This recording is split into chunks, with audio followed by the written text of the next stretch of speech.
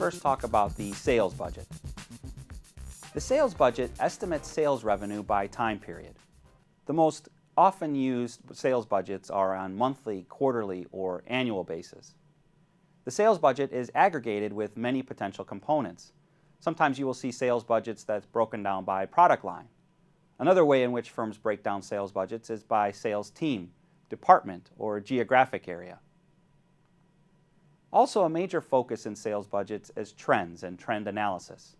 Firms consider seasonality in their sales and production schedules, and they also allow for what-if or scenario analysis.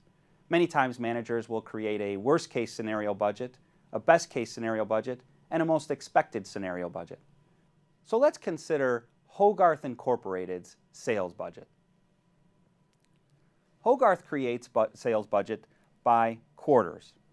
In the first quarter, they expect to sell 3,500 units. Also in the first quarter, they expect that the selling price will be $80. So that means that in the first quarter, they project sales revenue of $280,000. The same projection process occurs for quarter two. Taking into account seasonality or perhaps the business environment that is occurring during quarter two, they project a slightly higher sales unit projection. 4,000 units sold at $80 a piece as well, $320,000 in total revenue for quarter two.